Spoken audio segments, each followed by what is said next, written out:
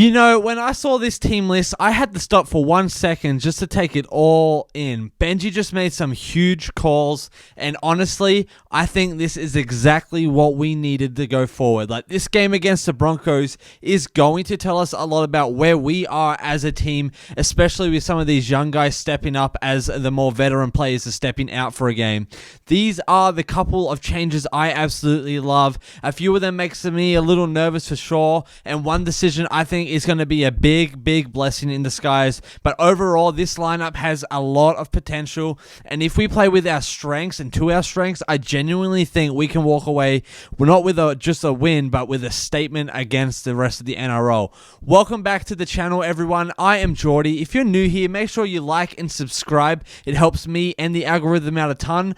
Plus, we are all things West Tigers here, and we have a massive season ahead, and we are going to be covering everything, the good, the bad, and the ugly. And I love having these conversations with you guys daily because I do daily uploads. So drop a comment below and let's get stuck into the one thing we've all been talking about and looking forward to. Let's start with the lineup. First off is Jahream Bula at fullback. No surprise there. This kid is a freak. Every game he just does something that reminds you of why he is so crucial to this team, right? Like his positioning, his confidence under the high ball, just his ability to create something, I would say, out of nothing is just elite and next level. And against the Broncos, he's going to be tested. They're going to love to put up those towering bombs like they do, and their backline is going to be stacked with speed and power. And Bulla's kick returns could be a game changer for us, especially if we can get some of those quick play the balls and catch Brisbane off guard. On the wings, we got Sunua Taruva and Luke Laulilii. Laulilii. You know how to pronounce. I'm just going to call him Luke. And this is where it gets really interesting for me. Luke is back after his stint, and I am really keen to see how he goes on this team. The kid has something about him. He's got that size. He's got that aggression too. And if he can get open on the ball and get open space, good luck stopping him. He is a force to be reckoned with, and this is going to be a big step up for him. He's gone from reserve grade straight into a battle with one of the strongest backlines in the comp. And how is he going to handle it? That's going to be the big question that we're all asking this week. Then in the centers, Adam Doueihi. Sounds like he's back from his groin injury. And then we got Stafford Toa. Now, I've got to say, I'm really happy with this. Doueihi coming back is going to be huge for us. I know we were missing him last time, and Jack Bird stepped in. So I think his leadership is going to be crucial in this game, especially with Luai out. Toa has been solid all year. His footwork and his strength makes him just such a threat out wide, and he's becoming more and more reliable in defense as well, which is a massive win for us as Tigers fans. One of the best things about this lineup, I hate to say it, can you guys guess? No Fatape. And I don't mean that necessarily in a super bad way.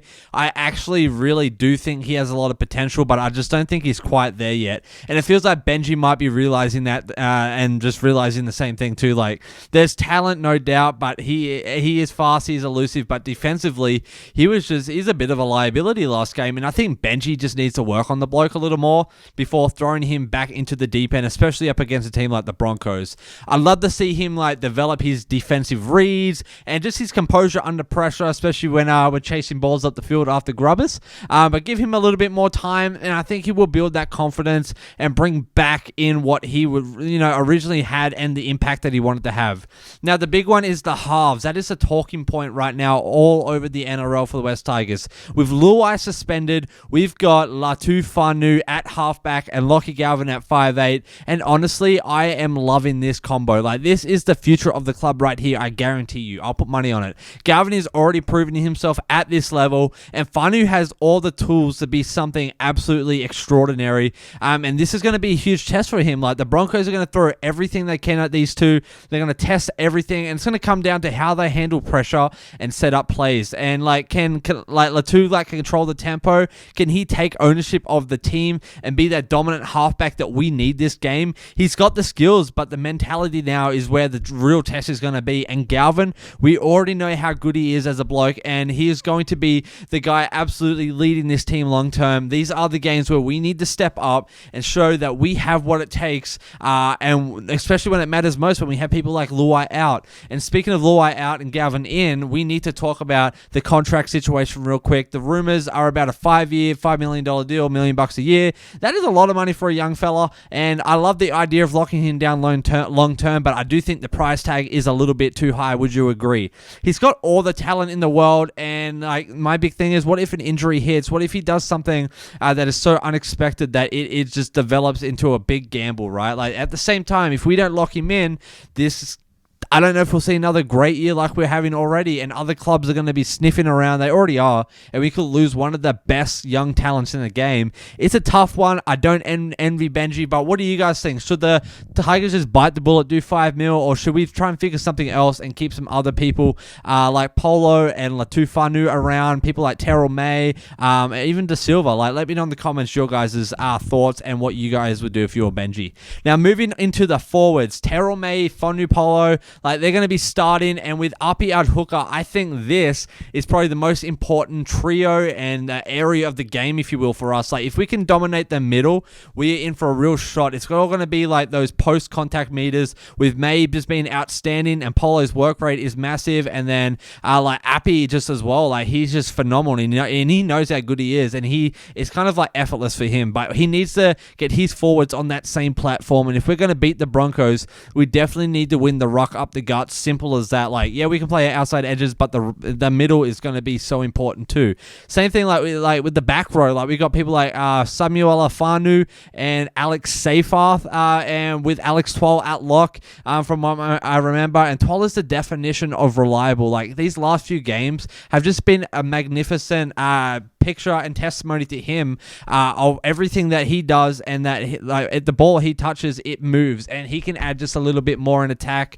I think overall, but there's something I would love to see from him, and that is just a little more attack and like playmaking out there. And so on the bench, we've got people like Talon De Silva, Royce Hunt, Jack Bird, and then Sion Ufanu. Like Jack Bird coming off the bench is probably an interesting one. Like I actually like it. Like he brings a lot of versatility. He brings just that kind of player who comes on and makes an immediate impact. But I do wonder how Benji plans to use him. If he's going to play in the forwards, or he's going to be like slotted in the halves, or like I just really intrigued to see where he ends up, because he's that versatile. And at the end of the day, this game is going to be massive for us Tigers fans. Like we've got these young guys stepping up. We got the experienced players returning, stepping out. There's just a lot to prove, and if we can compete with the best, Latu Fainu, Luke, and just have that golden opportunity here, I think we can deliver, and it will be the start of something special. And we could probably start seeing the lineup shift a little bit more going forward. So what do you guys think? Am I making the right calls? Are we making the right moves overall for this lineup as a team? Should we be locking in guys like Galvin and Fainu like long-term deals right now, or is it too soon? And how do you see the game playing out this weekend as well? Drop a comment below your thoughts on the score predictions and some possible first tries that we're going to see. Could it be Taruva? Could it be like people like Fainu breaking through the line? Polo even just dominating, crashing through defenders. Let me know what you guys think.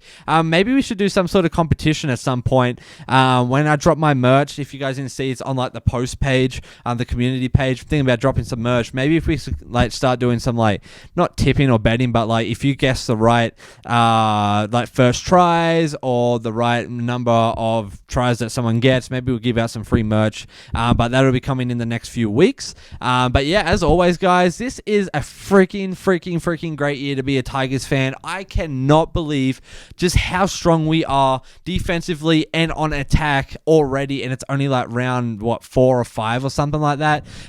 We just have so much to dream big about, guys. So yeah, if you're new here, make sure you like and subscribe if you've been hanging around watching these videos, and if you haven't subscribed yet, I would greatly appreciate you coming and joining the community.